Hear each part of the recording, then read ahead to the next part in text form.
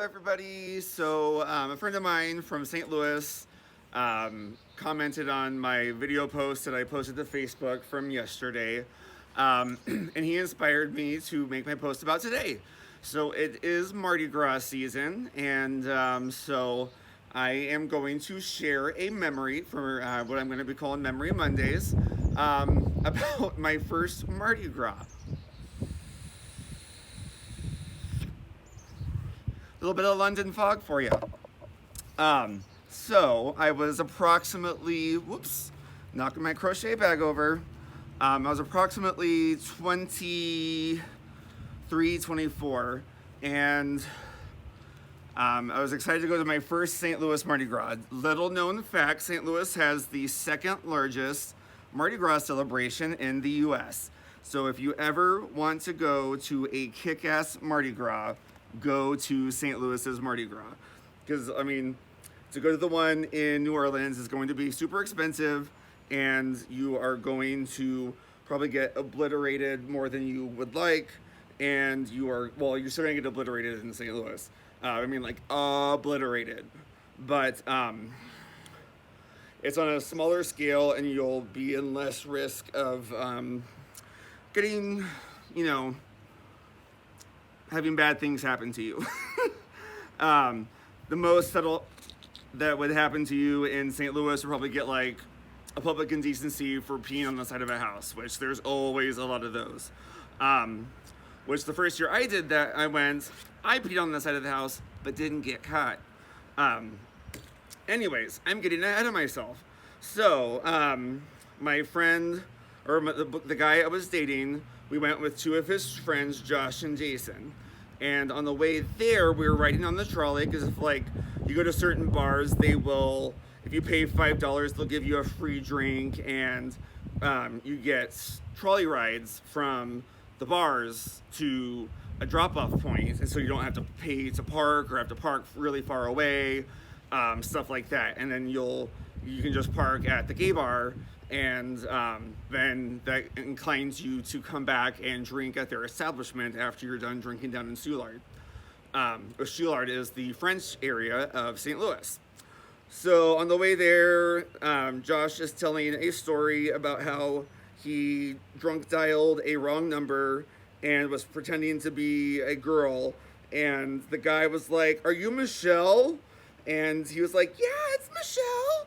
And so he's just like going on and on and on and on, and he's like saying all this stupid shit, and basically he convinces this guy that he's Michelle, and then he comes on back as himself in a guy voice, and is like, "Hey sir, yeah, your friend Michelle here is she's going around drinking from other people's drinks, and she's just being a total mess." And the guy goes, "Oh, Michelle." And no, that wasn't when he said it. That was because then he goes back, Josh went back to the girl voice and goes, "Do you think you could fuck me and come inside?" or something like that. And that's when the guy goes, "Oh, Michelle." So from then on, for the rest of the day, Josh was Michelle. So then cut to, we're at the parade, and the parade, when you get there, it will be like in some spots like 20 people thick from the parade line, or sometimes even further back than that. So we're standing there, and we're trying to get beads thrown to us, and people freak the fuck out about the beads. They're like, "Yes, the beads!" People are acting like they're hungry and they've never had food before, and they'll fight over the beads because people will throw out the beads and they're like, "Give me the fucking beads!"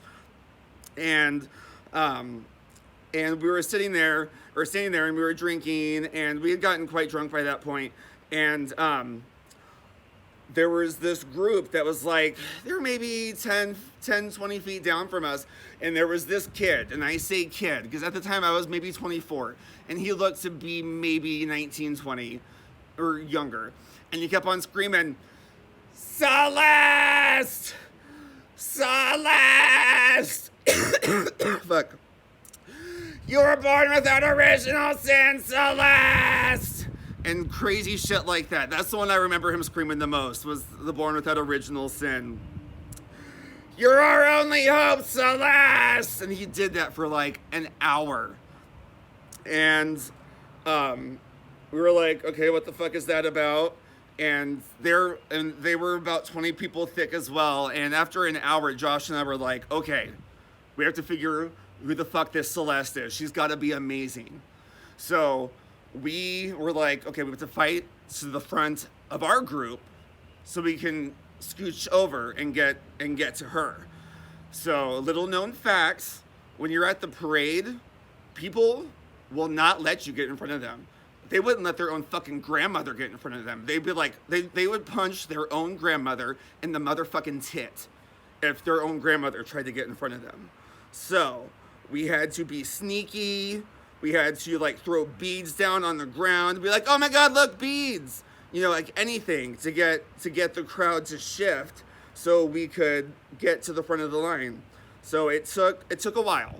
It took quite a while, but we finally got to the front. We got to the front, and it was painstaking. So we finally start to scoot over. We scoot over. We can't see anything. There's just this big crowd of young people over there. We're like, there's no Celeste. Like, I think he was just yelling stuff. And then finally we start yelling, is there a Celeste over here? Is there a Celeste? And the kids start pointing. And we're like, okay. And so we're like, scoot over. We wanna meet her. And they scoot back. And there's this really short woman, looked to be in her 40s. Super tan, super drunk, fucked up beyond recognition. And oh, I forgot the most important part. It had snowed the day before, and so there was slush in the street. And she had been picking up street beads and putting them on. So her face was caked in dirt, like just streams of dirt down her face. And she was like, hi. And I was like, oh my God, now I see what he was yelling about. She was amazing. And Josh was like, we have to get a picture with you. I was like, I want to be in it, but I'm the one with the camera, and I don't trust these fucking kids to not steal it. So, I took a picture, and Josh, right before I took the picture, Josh goes, Celeste, you're so pretty. And I'm pretty sure the picture was like not centered because I was laughing because he said it. I was like, 1, 2, you're so pretty. Click. So that was my first Mardi Gras at the parade. After that, we said our goodbyes, and she was like, thank you.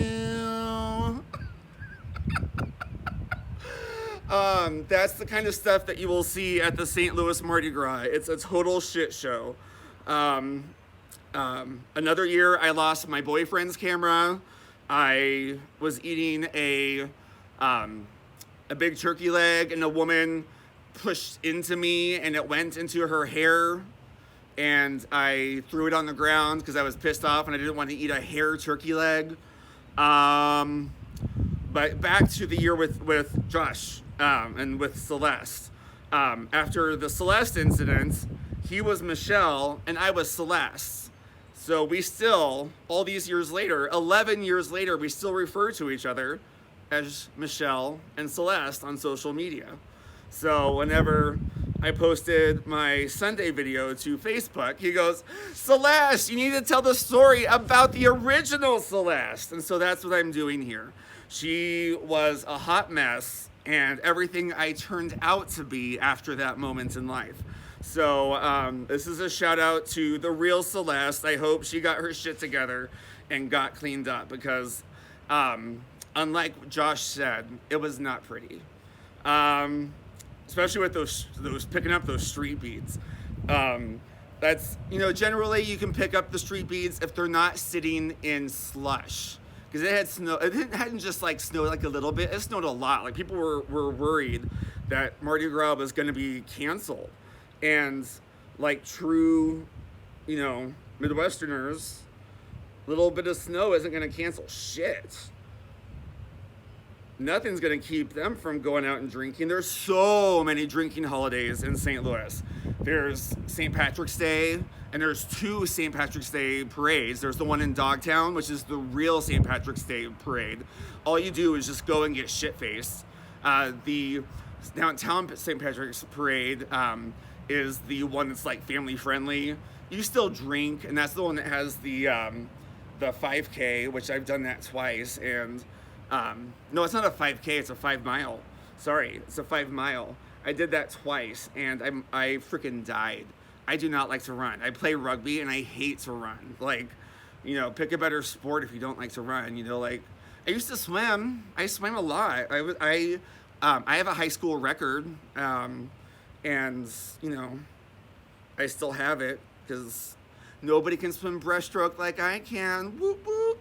But anyways, back to Mardi Gras.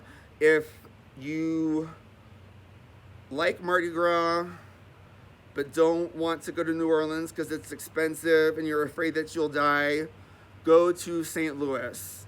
And if you have any questions, ask me, because I will not lead you astray as far as places to stay, where to go, and everything, because it's good. And just don't act like Celeste. Act like me, Celeste. And you'll do fine. And you'll have a good time.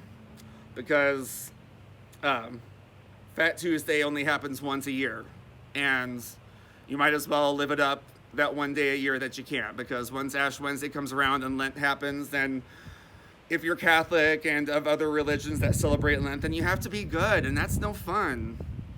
I mean, I'm in recovery, so I'm supposed to be good all the time, and if I'm working a good program, then I'm supposed to be good. And I'm not saying that that's boring, but it's just like, you know, sometimes you just want to go out and like, trying to think of something that's bad, but not too bad. I was going to say knock over a gas station, but that's too bad. Like, steal a candy bar. No, that's bad too. Because if there's kids watching, no, I put that this is not kid friendly. This is not kid friendly, so I am not contributing to the delinquency of a minor if I say steal a candy bar. Steal a candy bar, just do it. Put it in your purse or your pocket if you're a man, and then just walk out. I dare you.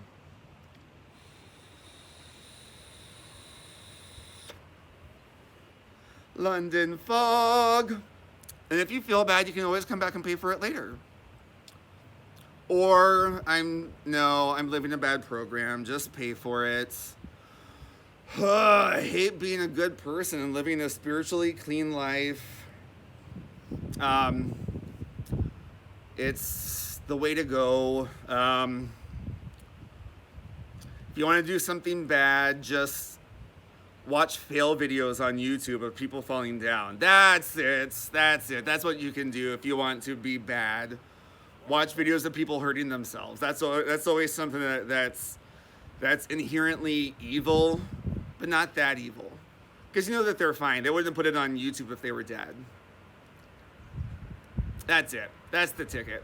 Don't steal. Don't steal. You can go to jail for that. Anyways, don't pee outside. You can go to jail. That happens a lot at Soulard's Mardi Gras in St. Louis. When I did it, the night was over. Like, we had left a house party, and my friend Josh, Michelle, quote unquote, he fell on some ice with his pockets full of beer, and I took a photo of him on the ground, and then we went down the street, and we all had to pee, and we didn't know where the porta potties were, and we ended up peeing on the side of the house, and that house ended up being a row of houses that a friend of mine lived in. Oh, I hope you can't go to jail and retroactively. If anybody is a police officer, none of this happened. I am telling a short story that I wrote, and it's called Mardi Gras 2008 in St. Louis, a quick story that I wrote about non-true events. But they might be true.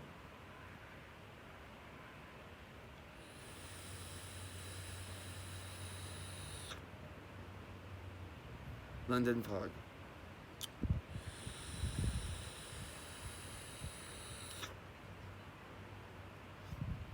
So I wanted to point out I'm outside today. I should have done that at the beginning of the video. I'm trying to get better about talking about stuff, but I got into the story before I pointed that out. I'm in my backyard. I took the tip from Yarn It Out. I didn't want to just be up against my blue wall.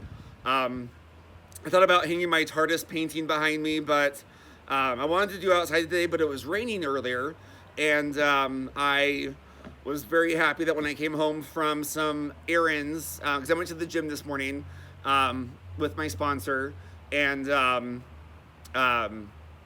afterwards I had to run some errands, and when I came back, it stopped raining, so I could come outside. And as you can see behind me, our neighbors behind us have a big let's hear. I'll get it out of the shot. Let me just a second. They have a big field, and we had a fence there, but we tore it down so we could see their lands, and it's really nice. And they have animals that sometimes are back there. I was hoping that they would be out today. They have 4 goats, 2 donkeys, 2 horses, and a rooster. And that rooster will crow at any time of day. It could be noon. It could be 8 a.m. It could be 4 a.m. It could be 8 p.m. So, I guess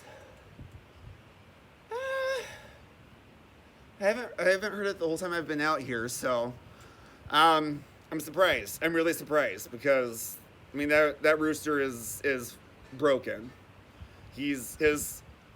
No, that was a bird. I was about to get really happy because I was talking about it, but oh, my favorite Twitch streamer is streaming. Yeah, I was I was on Twitch last night and I had a really good time. It was my first long Twitch stream, so I don't know if any of you are on Twitch, but feel free to follow me. I'll put my Twitch channel in the description of the video. I was battling some insomnia last night, so I was on there for about 3 hours. And I had a really good time with a couple of people. One woman had insomnia as well, and we had a really good chat. So if any of you deal with stuff like that, feel free to follow me, and I'll probably have stuff like that happen pretty often because I tend to drink coffee at my meetings so I can make it home, because where I go to my meeting clubhouse is in Oklahoma City, and I live outside of Oklahoma City, so I have to be able to make it through the meeting and then drive home, and then the caffeine affects me pretty hard, so I tend to at least stay up sometimes until 1 or 2 in the morning. Last night I was up until about 3:30, so feel free to follow me on there. I'll try to do some Twitch streams during the day, and I'm going to do some live streaming on here as well once I'm able to. I have to wait 24 hours from setting it up until I can, but also I don't have a lot of followers or a lot of subscribers to really probably have that be very successful anyway. Not calling you nobodies by any means, but I need to build up my channel a bit before probably before I do a lot of them. I mean, but I'll probably try to do one tomorrow or maybe or the day after. I don't know what I ooh. Oh, I can't do it from my phone. Never mind. I'll have to probably do it once I'm at my grandma's. Oh, my grandma died. At my grandpa's now. Sorry, I've always had my grandma's house. But she died last week on Monday. I'm going to her funeral, leaving Wednesday, and her funeral is on Saturday. And it's a sad ordeal, and it just is going to be really weird celebrating my birthday one day and then her funeral the next day. Not celebrating her funeral, but going to her funeral the next day. So I feel really weird about it, and I wish that my grandpa had picked a different day because, you know, but that's neither here nor there. It's selfish of me, I know. But she was a big crocheter. She has made Afghans for all of the grandkids when they graduated high school, and baby ones for all of the great-grandchildren. So I will never have kids, so I don't have to worry about having been left out that my kids will never get one from her. And even if I do ever buy, you know, some magic force that talks me into it, aka a man who makes a lot of money, because they got to be rich, because if I become a nurse practitioner, I will be able to make enough to afford a kid, but the reason why I want to become a nurse practitioner is so I can afford a lifestyle that I've grown accustomed to in my life and my past, which I will share in later videos. I don't want to get deep right now. But I want to be able to travel and do things with my money. I don't want to have to, you know, build a family and pay for things that are for kids. I know that's really selfish because a lot of you are mothers, and I'm sure your lives are very fulfilled by your families, and that's really wonderful. And I'm very fulfilled by my nieces and nephews, and that's enough for me. I'm just very selfish, and I'm very happy being alone. And I have an Aunt Carol who is a big crafter, and she's been single her whole life. Not single, she's had a couple of beaus, but she just likes being independent, and I think I'll very much be the same. You know, I'm not so stuck in my ways that I wouldn't say yes to a man, but I'm pretty stuck in my ways that I am pretty sure I will never say yes to a kid. I know what my parents did to me, and I don't want to ever do that to someone else. I think I said that in a previous video, or maybe I said that in my Twitch stream. I can't remember. They're all kind of blending together. I have tangents that I go off about, and that's one of them.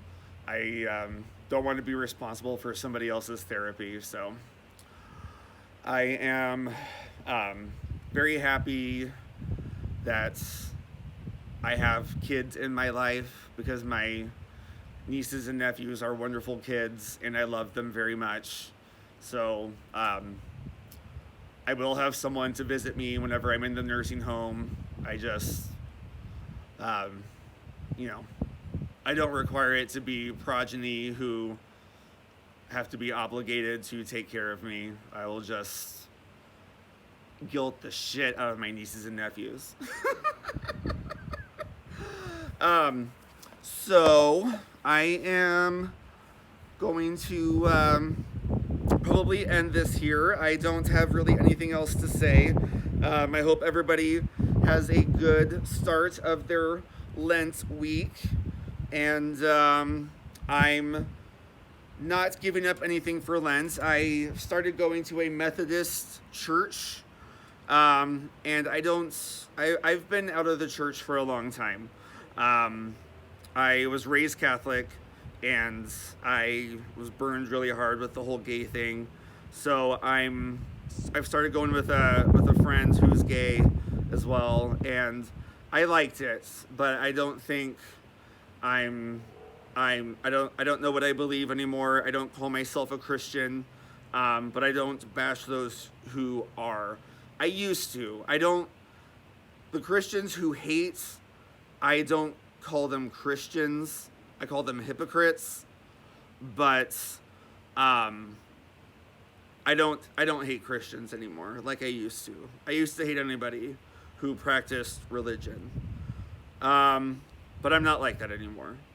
I think everybody has their faith and they find God in the ways that they need to, and those who hate are just doing it in a way that is going to not find them salvation, and I take solace in that.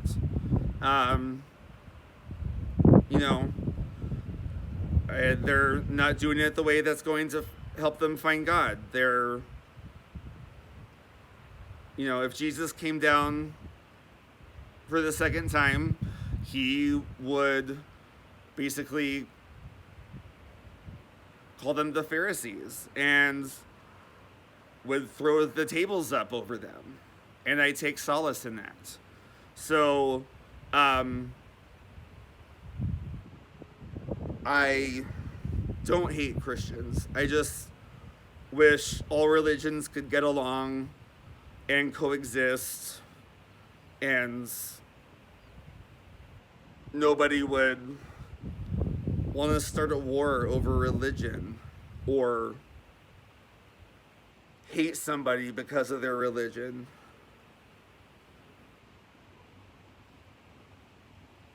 But that's going into a deeper topic. And all I have to say is happy Lent to those who practice it.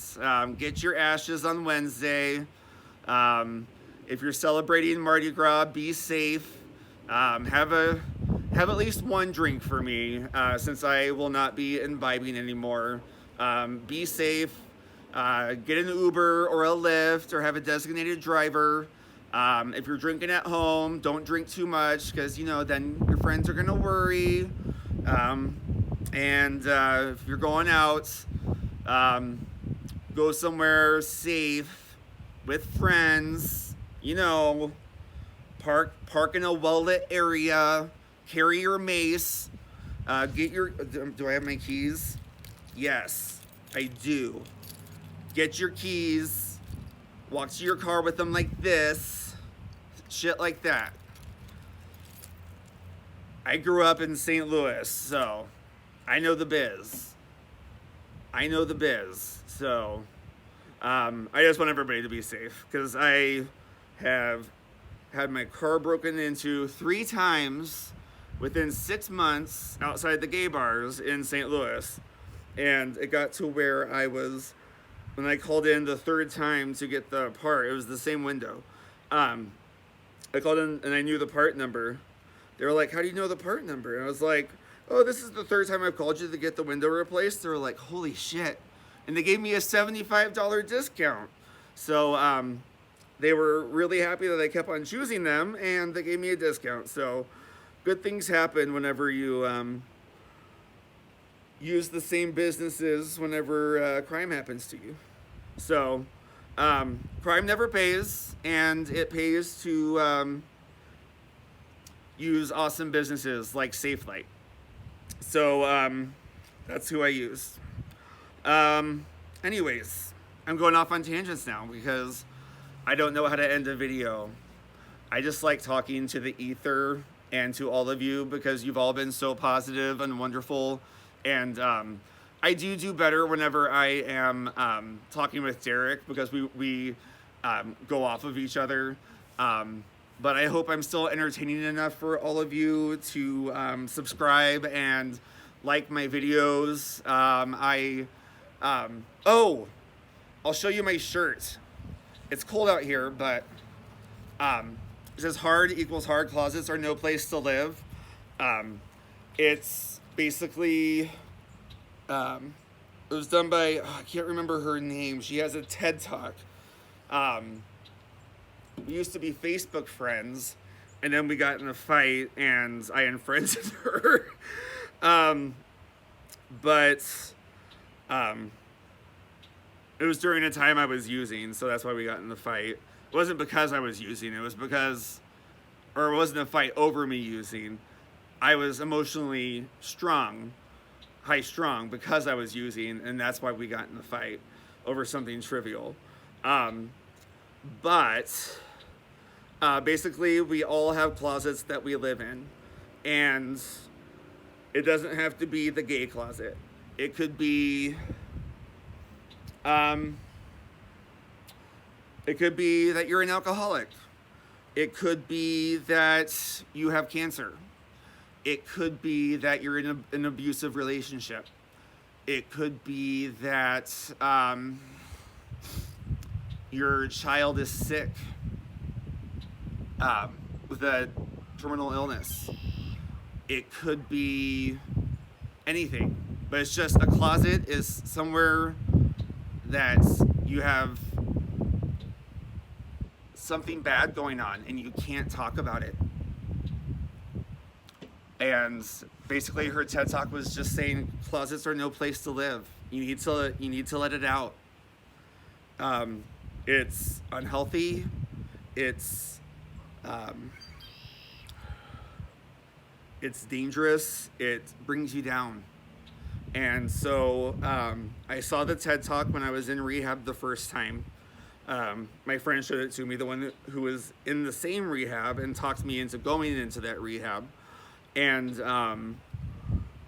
he showed me the TED Talk, and then he went and bought me the shirts because I took the TED Talk to heart because I had been a secret drug user for, at that time, 9 years. And I was really broken up about it because my family didn't know, my friends didn't know, and like nobody knew. Like my parents had known I'd used a couple times, but they didn't know the extent of my addiction. So like it really struck home with me. So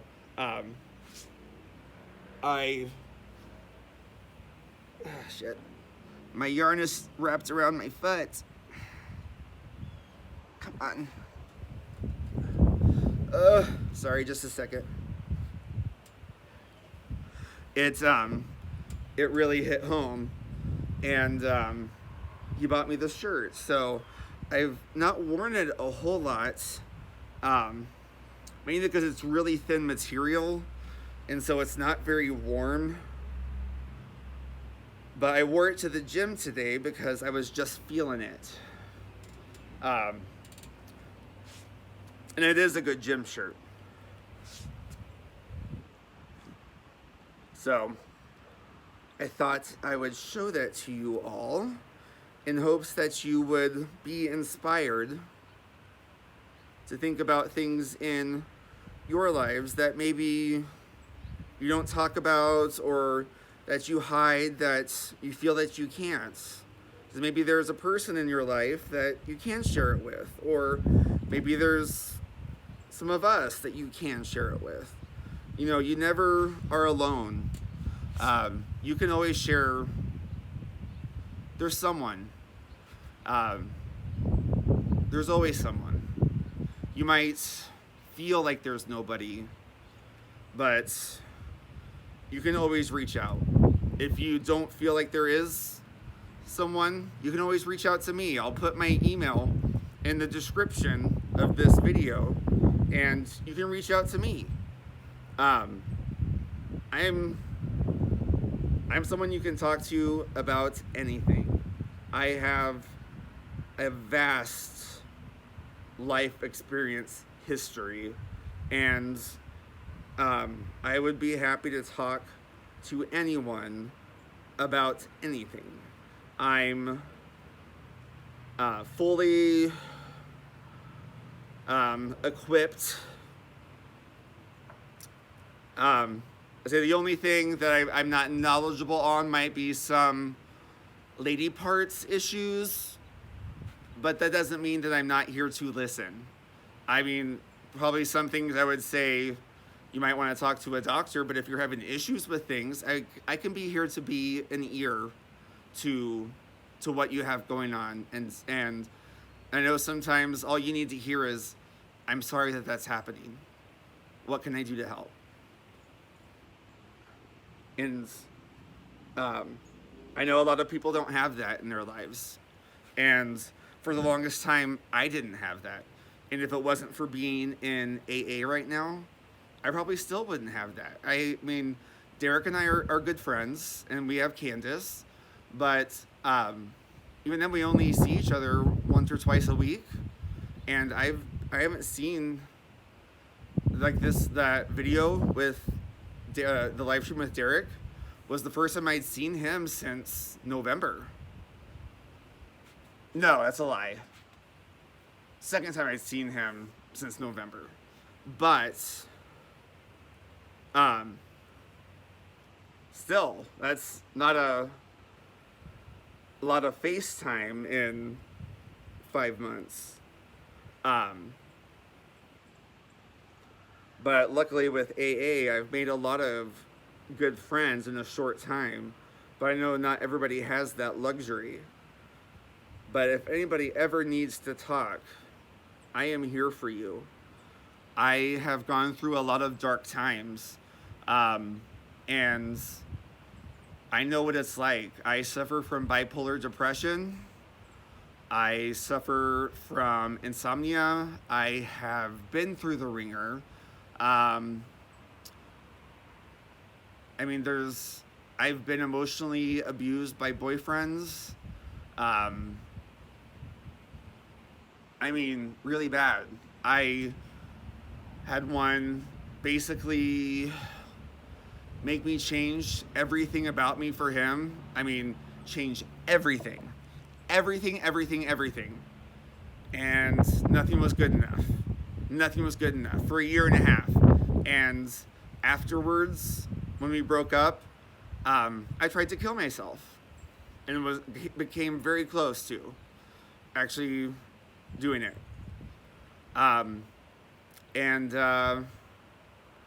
That was one of 3 attempts that came very close. So I've been some places that have been very dark and very lonely, and so I know what it feels like to feel like you have nowhere to go and no one to talk to about some things. So I'm sorry to have taken this to a very serious place, especially from a story that started out very funny. But this is kind of how my mind works. So I'm really sorry, everybody, for taking it here. But on a lighter note, let's see. I have to end it on a funny note. Let me see. Oh! I'm going back to Mardi Gras. All right. So, this is related to Mardi Gras. So my roommate Sarah, at that time, she was going to get a tattoo, and she was Italian, and so she was like, I want to get an Italian flag. She goes, but if I get what piercing was it? I think she just was going to get a cartilage piercing. She's like, if I get a cartilage piercing, no. If I get my hood pierced, which is a lady part piercing, will you get a Prince Albert, which is a piercing through the head of the penis, for those who do not know. And I was like, okay, yeah, sure. Because she was like, she'd been talking about it, getting that tattoo for days. Like, I mean, like a week at least, about wanting to get this tattoo. So I was like, yeah, okay, sure. So we show up to the tattoo parlor and piercing place. It was called Cheap Tricks in St. Louis on South Grand. And I was like, all right, I'm gonna get an industrial, talking to the piercer person. And they were like, okay, cool. So they drew out the tattoo for Sarah, and they drew it out, and she was sitting there, and she was like, I like it. And so like they were about to sign her up to get the tattoo, and she goes, you know what? I think I'm gonna get my hood pierced. And then the guy came up to me and he goes, so you're gonna get an industrial? And I go, nope. I think I'm gonna get, or I said, nope, apparently I'm getting a Prince Albert. And he goes, what? I goes like, I made an agreement with her that if she got her head pierced, excuse me, I would get a Prince Albert. And he goes, well, that was pretty fucking stupid. I go, I know, right? And so We ended up getting our junk pierced together. And let me tell you what. Hers wasn't the first vagina I saw. It was the first friend's vagina I saw. And it was really weird. But we held each other's hands while we got our genitalia pierced. And it was the most painful piercing I've ever had, but the quickest pain going away. Like, I went, whoa! But then it was nothing. 4 seconds and then nothing. Bled like a motherfucker, but nothing afterwards. Like, I mean, it was just like done and done. My mom's holding up a sign out the window.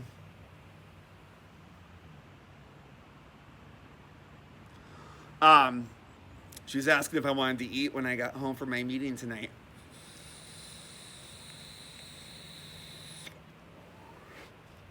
So, cut to weeks later, it's Mardi Gras. And I had told my boss when I was working at a rock climbing gym, I had told her that I got a Prince Albert.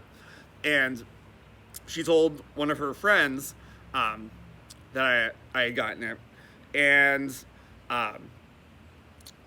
I was walking down the street, drunk as hell, and up runs one of her friends. I cannot, for the life of me, cannot remember her name. And I hope she does, like, because I'm going to post this to my Facebook wall as well.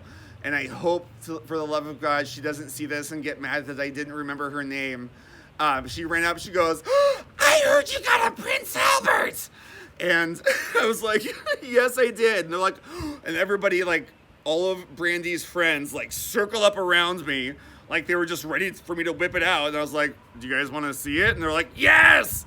Like, it was like a resounding, like, yeah. So, I just unzipped my pants, whip it out, and everyone was like, whoa. Like, it was like a bunch of, like, 30-somethings, 40-somethings, and they were all just like, damn, whoa, man.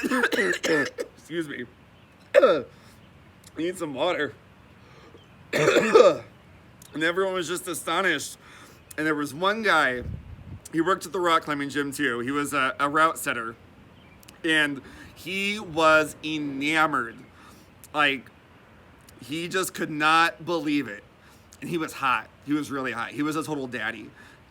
He was, like, he drove a Harley, and he was buff, and every time he'd take his shirt off, I would swoon. I mean, seriously, I would get the vapors. And what was really hot about him was that he had a tiny dog. Like this little tiny dog. And he would always bring him in, and his little dog would just follow him around while he would go out and climb, and it was just so fucking cute. But I had the biggest crush on him, but he was like crazy about my pierced dick. And stop texting me. I just could not believe it. And so he named a route after my dick, because he named a route Prince Charles and a route Prince Albert. And I just had to giggle about that. So I'm sorry that you all now know that I have a hole in my penis that was not there by birth. But I no longer have jewelry in it because I got rid of all my piercings. Because I transitioned to tattoos, like most adults do, and my ears are still there because I got them pierced at a 10, and they never healed or closed up. And but a Prince Albert piercing never goes away. Once the scar tissue builds up, it stays there forever. So I have to be really funny. But TMI, that's kind of me. I'm sorry for everybody who is faint of heart. Please do not unsubscribe to me. I promise I will not talk about my genitalia ever again. Unless you want me to. I am very much a modest person, and I just wanted to share something that was funny before ending the video, because I realized I was going to a dark place, and I did not want to end the video that way. This is supposed to be a funny life experiences video about Mardi Gras, and I got off on a tangent because of my shirt. And it was very serious, and I do mean anybody can talk to me. But it was supposed to be about Mardi Gras, and I ended it on Mardi Gras. And Brandy, if you watch this, I hope you remember that that interlude about my penis. Anyways, I will see you guys in the next video. I didn't get much crocheting done because I was too busy talking. And but anyways, I got to a new color. I love it when I get to a new color. Who doesn't? When you're using variegated yarn, it's the best thing. It's like Christmas and your birthday, and you just get excited. I was in rehab, and I would be in group, and whenever I get to a new color, I would like out loud go, "New color!" And everyone would look at me, and I would just be like, "What? I got to a new color." So I will see you all in the next video, and hopefully the weather out here will be a little bit nicer, so maybe you can see me a little bit better. I'm realizing that you can't see me all that well because the sun is not out. And hopefully Luna will be a special guest again. So I appreciate you all. Please like and subscribe, and I'll do another London fog for Noni.